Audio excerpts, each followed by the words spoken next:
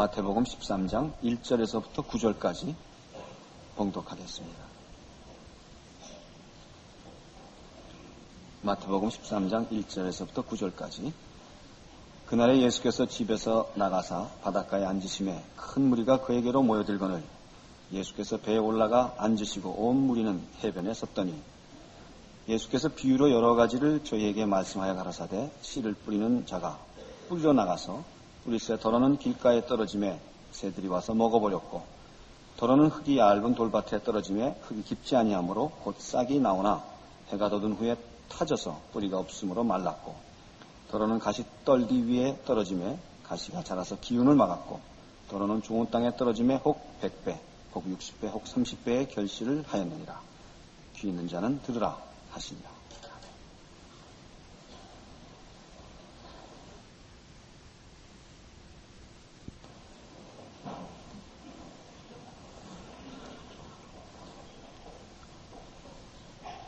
우리가 오늘 본 이 본문의 내용은 표현으로는 씨 뿌리는 비유로 되어 있습니다마는 초점은 뿌리는 자에 있지 않고 뿌려진 씨의 운명에 있습니다. 그리고 그 뿌려진 씨의 운명의 다른 점은 뿌려진 씨가 어디에 떨어졌느냐에 의한 것이라 하는 것이 이 비유의 초점입니다. 다 같은 말씀이며 다 같은 씨며 다 같이 뿌리워졌음에도 불구하고 길가이기 때문에 돌짝밭이기 때문에 또는 가시떨기 밭이었기 때문에 결실치 못했다는 것이 초점입니다. 처음에 등장하는 4절에 있는 더러는 길가에 떨어짐에 새들이 와서 먹어버렸다. 19절에 이렇게 설명되어 있습니다. 아무나 천국 말씀을 듣고 깨닫지 못할 때는 악한 자가 와서 그 마음에 뿌리온 것을 빼앗나니 이는 곧 길가에 뿌리온 자라 이렇게 되어 있습니다. 길가에 뿌리웠다는 것은 전혀 씨가 뿌리를 내리지 못하고 말하자면 심기워지지 않은 것을 말합니다. 불신자들인 자연인들이 볼 때 기독교는 무엇이 다르고 무엇이 독특한 내용인지 전혀 모릅니다. 예전에 직장에 다닐 때 직장 관계로 사귀던 사람이 있었는데 좀 세월이 지나서 제가 목사가 된 후에 우연히 만나게 됐습니다.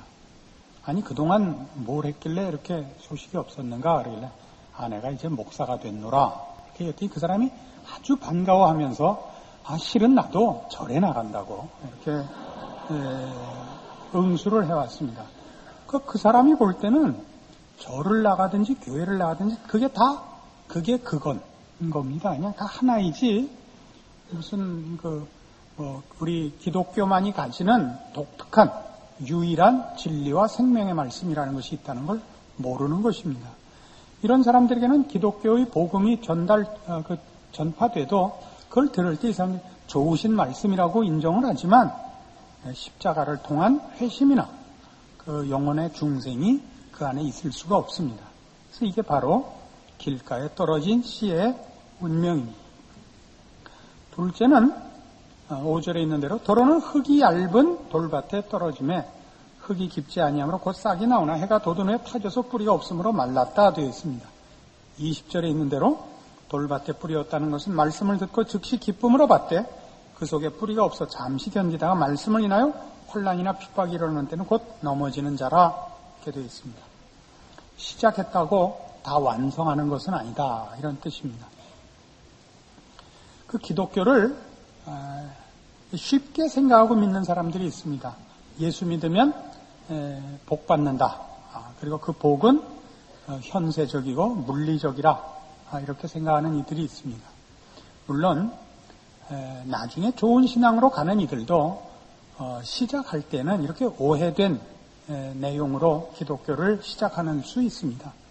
그러나 결국 나중에 신앙의 완성으로 가는 이들은 더 깊은 그 복과 진리와 기독교의 약속들에 대해서 어쨌든 교정을 받고 새로운 깨우침이 있어야지 물리적인 보상, 이것이 기독교 신앙의 정수거나 목적은 분명코 아닙니다.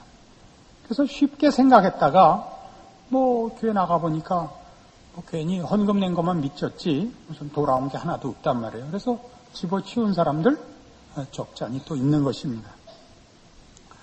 세 번째는 더러는 가시떨기 위에 떨어지면 가시가 자라서 기운을 막았다. 7절입니다. 22절에 설명된 대로 가시떨기에 뿌려졌다는 것은 말씀을 들으나 세상의 염려와 재리의 유혹에 말씀이 막혀 결실치 못하는 자라 되어 있습니다. 이미 그 땅을 다른 것이 점령하고 있는 것입니다. 그 마음을 세상이 점령하고 있어서 하나님의 말씀이 들어가서 뿌리를 내릴 여지가 없는 것입니다. 참된 신자는 스스로 그 뿌리를 뽑아내고 밭을 새로 갈아서 말씀을 받아들입니다. 회심이죠. 그러나 그 회심이 없으면 세상 걱정 때문에 하나님의 말씀대로 살 수가 없습니다. 하나님의 말씀대로 사는 것은 세상과 등져야 되고 세상의 모든 세상의 눈으로 볼 때 좋은 것들을 다 포기하고 희생해야 되는 것이기 때문에 이 일을 할 수가 없습니다. 마지막으로 더러는 좋은 땅에 떨어지면 혹 100배, 60배, 30배 결실을 하였다고 되어 있습니다. 23절 좋은 땅에 뿌렸다는 것은 말씀을 듣고 깨닫는 자니 결실하여 혹 100배, 60배, 30배가 되느니라 했습니다.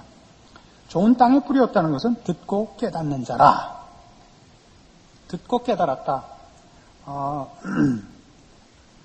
19절에는 아무나 천국 말씀을 듣고 깨닫지 못할 때는 이라고 설명된 것과 비교해 볼 때 말하자면 심령의 그 뿌리를 내리는 말씀의 그 정착을 말하는 것이고 그런 차원에서 이 결실은 복음을 듣고 그 복음이 그에게 중심의 자리를 잡아 그의 생각과 삶의 방법과 내용과 모든 것을 바꿔놓아 그러하여금 변하며 이 신앙으로 일관되며 노력하여 결실하는 실천의 자리까지의 하나님의 통치에 순종하는 것을 말합니다. 지난주에도 말씀드린 대로 이 13장에 나오는 천국에 관한 비밀은 주로 천국을 설명하기 위하여 있는 것은 아닙니다. 오히려 우리 앞에서 살펴본 11장과 12장에 걸친 예수 그리스도에 대한 유대인들의 반대, 예수님의 메시아직에 대한 저들의 의문에 대한 일종의 꾸중이며 설명이며 답입니다. 하나님의 나라가 정치적 군사적 차원에서 도래할 것을 기대하는 이스라엘 백성들 앞에 예수님은 하나님의 나라가 정치적인 해방이 아니요 천국의 말씀을 순종하여 결실하는 것으로 임한다라고 가르치고 있는 것입니다. 지금 이스라엘 백성이 기대하는 것은 하나님의 백성된 저들을 또 하나님의 나라인 이스라엘을 회복시키기 위해 하나님이 해방자를 보내고 그 해방자가 메시아일 것이라고 기대하고 있는 것이고 예수님은 메시아로 오셨지만 그런 정치적 군사적 차원에서의 해방자가 아니요 천국의 말씀을 전하며 하나님의 통치를 받을 수 있도록 우리를 변화시키는 일, 즉 밭을 갈러 오신 셈입니다. 그래야 예수 그리스도로 말미암아 전파된 천국 복음을 순종하여 결실하는 일이 말하자면 신앙이며 도래하는 천국이라고 가르치고 있는 것입니다. 전혀 다르죠.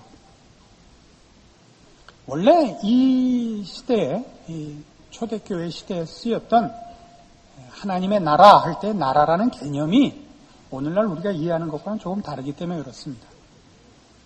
우리는 지금 나라라 그러면 국가의 3대 요소를 국민, 국토, 주권 3대 요소로 꼽고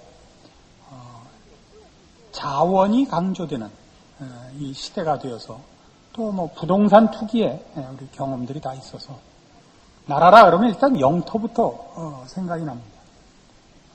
그래서 미국 그러면 턱없이 큰 나라, 우리나라 그러면 땅은 좁고 사람 많은 나라, 이렇게 자꾸 이런 영토의 개념에서 생각을 먼저 하게 되는데, 이 당시에 성경이 쓰여졌던 당시에 그 나라라는 개념은 국민이나 국토라는 개념은 거의 희박하고 통치만이 강조되고 있을 때입니다. 나라라고 하면 통치권으로 이해되는 때입니다. 왜냐하면 나라를 다스리는 왕이 온 영토와 백성의 소유자였기 때문에 그렇습니다. 그 유명한 말이 있죠. 짐이 곧 국간이라. 전두환 씨가 그렇게 얘기한 걸로 저는 기억하고 있습니다만 예전엔 다 그랬던 것입니다. 왕이라는 것은 왕권을 가짐으로써, 그 나라의 통치권을 가짐으로써 그 나라의 모든 것의 소유주가 됐던 것입니다. 그래서 지금 하나님의 나라의 도래를 얘기할 때 우리가 주로 쓰는 식의 표현을 하자면, 주기도문에서 외우는 식으로 나라의 임하옵시며 라는, 나라가 임하기를 바라는 것도 하늘에 있는 나라가 이 땅에 임하는, 즉 하나님께서 이 땅을 하나님의 나라로 변화시키는 그런 물리적인 변화를 말하는 것이 아니고, 하나님의 통치가 이 나라에 시행되옵소서고, 그 나라의 임하옵소서라고 기도하는 자가 하나님의 통치에 순종하여 나라는 존재가 있고 움직이는 거기에 하나님의 통치가 시행되어 하나님의 나라가 건설되고 확장되게 하옵소서라는 고백인 것입니다. 한국에 나와 있는 주한 미국 대사관은 미국의 영토요, 미국입니다. 왜냐하면 미국의 통치권이 적용되는 곳이기 때문에 그렇습니다.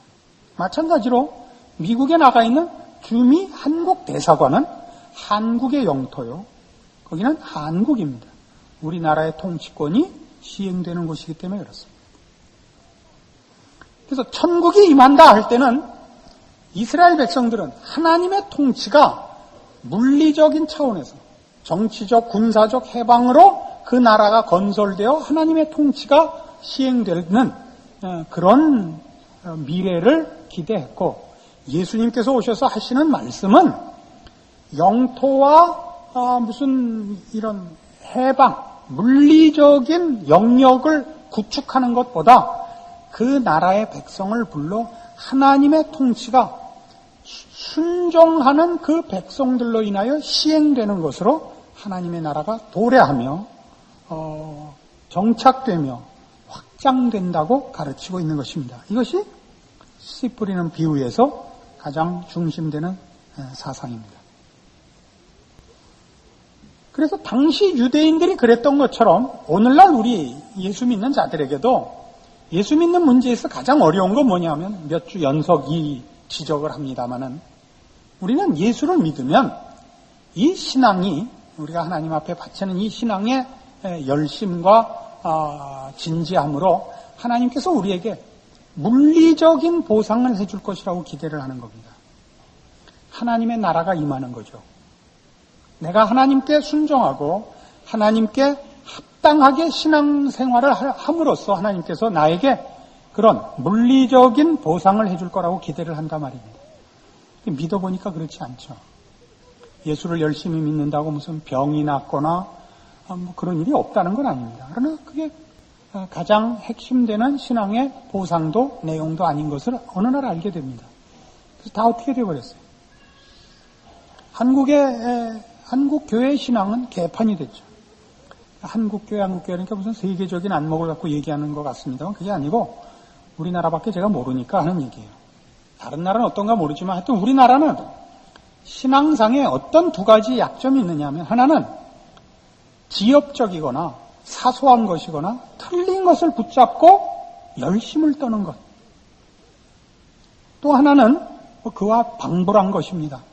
체념하고 신앙생활하는 것. 이 두 번째가 참 많습니다. 광분을 하거나 체념하거나, 극단적임에도 불구하고 둘 다 똑같이 신앙의 진실된 내용을 몰라서 일어난 부작용이라는 데는 공통점을 가집니다.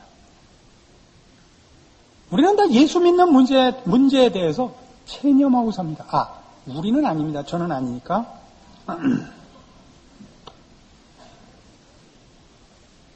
그러나 혹시 정말 하나님 나라가 있을지도 모르고 또 까짓거 죽은 다음 어떻게 될지 모르니까 보험을 드는 마음으로 들어놓고 꼬박꼬박 주일마다 오셔서 보험금을 내고 계십니다. 혹시 한 주라도 빼먹으면 여태껏 낸 게 무효가 될까봐. 그러다 어느 날 깨닫기를 바랍니다. 못 깨달으면 정말 억울하죠. 이 세상에서 제일 불행한 사람이 누구냐면 거지같이 믿어가지고 세상 살면서도 하나도 재미없게 살다가 죽어서도 지옥 가는, 이거 제일 억울한 겁니다. 그 다음에 억울한 거는 세상에서 지멋대로 살다가 지옥 가는 거. 아주 억울하진 않죠. 살아생전은 그래도 지 맘대로 살아봤으니까. 그거보다 못한 게 이 거지 발사기같이 믿다가 이렇게 되는 겁니다. 하나님께서 우리에게 요구하는 신앙은 그런 환경과 조건을 개선해주는 그런 식의 보상이 아니고 개인이 하나님의 통치에 순종하여 새로운 인류, 새로운 사람으로 사는 것입니다. 에베소서 4장에 가시면 이 부분에 대한 성경의 대표적인 설명이 나옵니다. 여러 번 강조하는 구절이니까 여러분들도 아예 이 내용은 좀 잘 외워놓으시길 바랍니다. 에베소서 4장 17절. 그러므로 내가 이것을 말하며 주 안에서 증거하노니 이제부터는 이방인이 그 마음에 허망한 것으로 행함같이 너희는 행하지 말라. 저희 총명이 어두워지고 저희 가운데 있는 무지함과 저희 마음이 굳어짐으로 말미암아 하나님의 생명에서 떠나 있도다. 저희가 감각 없는 자 되어 자신을 방탕에 방임하여 모든 더러운 것을 욕심으로 행하되 오직 너희는 그리스도를 이같이 배우지 아니하였느니라. 진리가 예수 안에 있는 것 같이 너희가 과연 그에게서 듣고 또한 그 안에서 가르침을 받았을진데 너희는 유혹의 욕심을 따라 썩어져가는 구습을 쫓는 옛사람을 벗어버리고 오직 심령으로 새롭게 되어 하나님을 따라 의와 진리의 거룩함으로 지으심을 받은 새 사람을 입으라. 이겁니다. 다른 존재, 다른 인간이 되는 겁니다. 그리고 그것은 능력적이지 않습니다.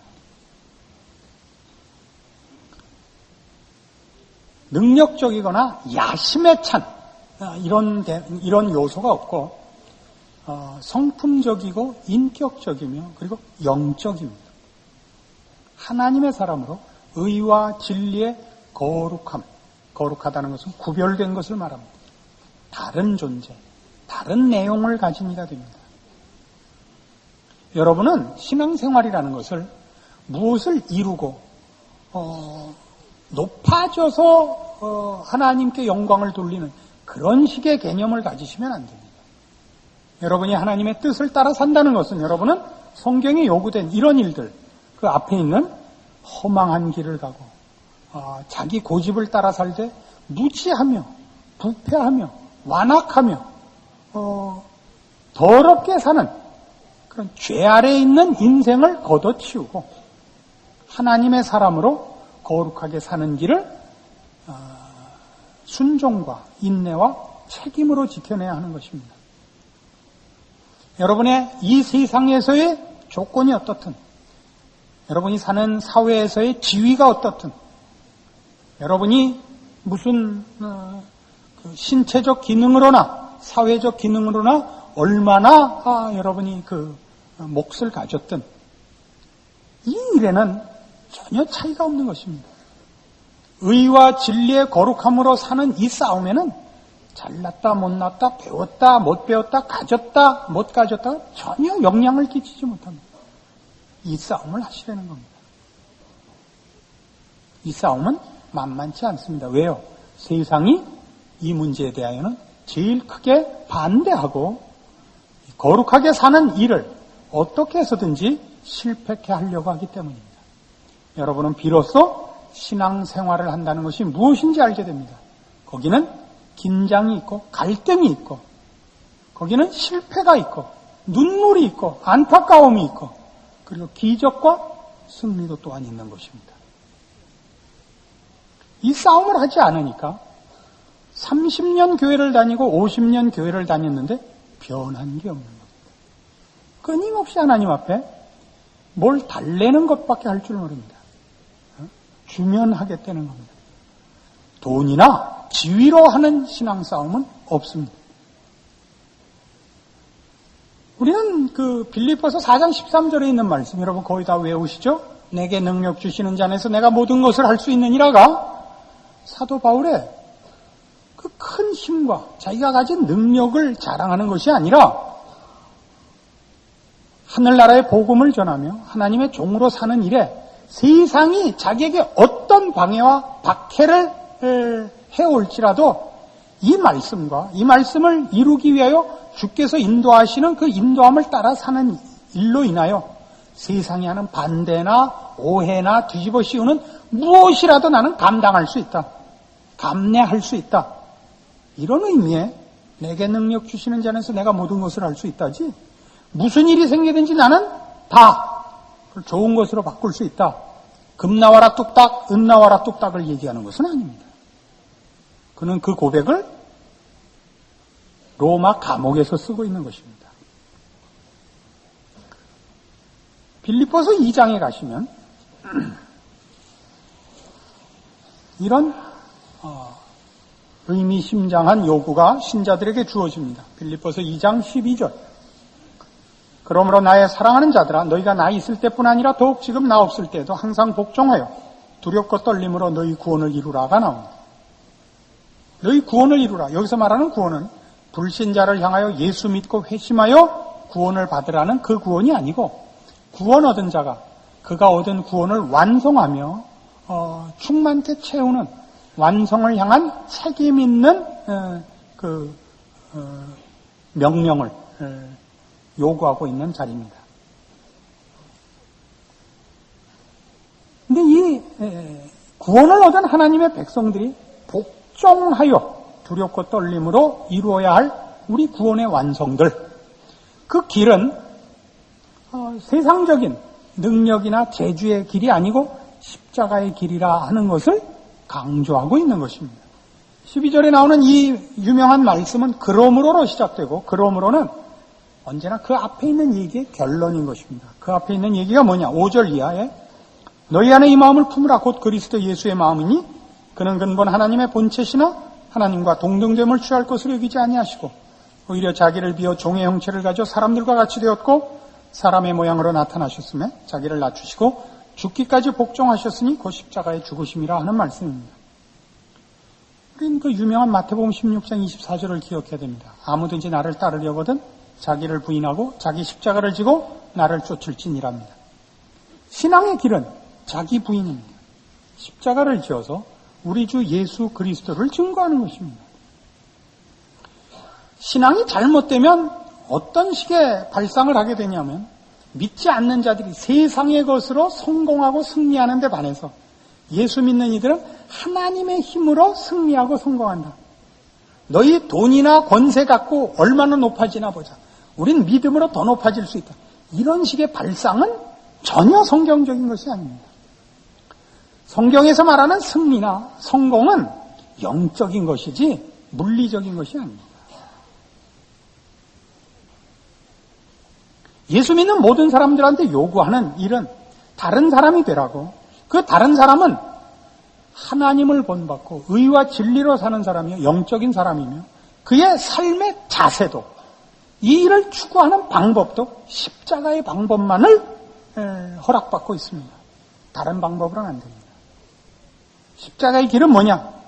자기를 비우고 종이 되어 순종하되 죽음까지 불사하는 것입니다. 우리는 예수를 믿으면 신앙이라는 이름으로 기고만장해지기를 바랍니다. 세상 사람들보다 더 성공을 해야 예수 믿은 자존심이 채워지며 하나님께도 영광이 된다고 생각을 합니다. 그렇지 않습니다. 우리는 죽도록 부름을 받고 있습니다. 여러분이 자신의 체면과 자존심을 버리기로 작정하지 않는 한 여러분은 십자가를 질 수 없고 여러분의 신앙은 계속 억울하기만 할 것입니다. 믿는 자에게 있어 제일 나쁜 그 심리적 요소가 뭐냐? 억울하다는 겁니다. 왜 억울하죠? 하나님이 이러실 줄 몰랐다는 겁니다. 뭘 기대하고 왔는데요? 예수를 믿으면 세상이 못 가지는 복으로 흘러 넘칠 줄 알았다 이거예요. 누가 그렇게 가르쳤습니까? 누구한테 그렇게 배웠습니까? 봉은사에 갔더니 주지 스님이 그렇게 가르쳤습니다. 성경에 없는 약속이 왜 횡행하고 있는지 모르겠습니다. 여러분이 그렇게 본성적으로 만든 것일 것입니다. 스스로 속이고 있는 거죠. 기독교의 복은 진정한 인간의 고급한 격을 약속하고 있고 하나님의 형상을 따라 지음을 받은 영광된 인간상을 말하고 있습니다. 하나님과 화목되고 하나님의 뜻을 따르며 그것이 그의 소원이요 자랑인 하나님의 자녀를 말하고 있습니다. 그래서 이 일은 그 앞에 있는 1절부터 보시면 그러므로 그리스도 안에 무슨 권면이나 사랑의 무슨 위로나 성령의 무슨 교제나 긍휼이나 자비가 있거든 마음을 같이하여 같은 사랑을 가지고 뜻을 합하며 한 마음을 품어 아무 일에든지 다툼이나 허용으로 하지 말고 오직 겸손한 마음으로 각각 자기보다 남을 낮게 여기고 각각 자기 일을 돌아볼 뿐더러 또한 각각 다른 사람들의 일을 돌아보아 나의 기쁨을 충만케 하라. 너희 안에 이 마음을 품으라로 연결되는 것입니다. 명분이면 다가 아니며 옳은 일이면 다가 아니라 그 일을 어떻게 하느냐까지 성경이 정하고 있습니다. 명분이 있고 옳은 내용일 때 선한 일, 은혜를 끼치는 일, 신령한 일을 한다고 해서 기고만장할 수 없다고 얘기합니다. 그런 때 바로 십자가를 지라는 것입니다. 그때 여러분은 하나님의 통치 아래 있게 되고 하나님은 여러분이 선 것과 여러분이 다니는 모든 곳에서 통치자로 영광을 받으시며 여러분을 보는 모든 이웃들과 여러분을 만나는 심령들이 하나님 나라의 복음과 그 권세와 그 진리와 생명과 만나게 되는 것입니다. 우리는 거기서 30배, 60배, 100배의 결실을 경험케 되는 것입니다. 만일 여러분이 하나님의 통치 아래에 있지 않고 여러분이 이 우리의 믿는 바 기독교의 내용들을 자기 마음대로 각색하고 있으면 여러분이 돌아다니는 곳에서 만나는 사람은 여러분 마음속에서부터 가시떨기밖에 만날 것이 없고 돌밖에 주울 것이 없고 길가에 떨어진 씨앗 찍다가 주둥이 부러진 새밖에 만날 게 없습니다. 여러분은 신앙상의 아무런 행복도 기적도 믿는 보람도 자랑도 감사거리도 없게 되는 것입니다. 여러분의 신자된 진정한 내용과 여러분이 져야 할 책임이 무엇인가 확인하셔서 신자된 복과 영광을 빼앗기지 말고 여러분 스스로 누리시는 하나님의 참된 백성, 좋은 밭 되시기를 바랍니다. 기도하십시다. 하나님 아버지의 은혜를 감사합니다. 주께서 말씀하시기를 이 비유를 베풀기 전에 바로 아버지의 뜻대로 행하는 자가 내 형제요, 내 모친이라 하셨습니다. 그렇습니다. 우리의 신앙은 우리 아버지의 뜻을 따라 사는 것이요. 우리 아버지의 기뻐하심을 소원으로 삼는 것입니다. 그때 우리는 제대로 된 결실을 할 수 있을 것입니다. 이 승리와 그리고 이 책임과 이 순종을 우리에게 허락하시옵소서. 예수님 이름으로 기도합니다. 아멘. 지금은 우리 주 예수 그리스도의 은혜와 하나님 아버지의 극진하신 사랑과 성령님의 교통하심이 주의 뜻을 따라 살며 그래서 주의 통치를 받으며 순종하며 인내하며 실천하기로 마음에 굳게 약속하고 돌아가는 심령들 위해 영원토록 함께 있을지어다. 아멘.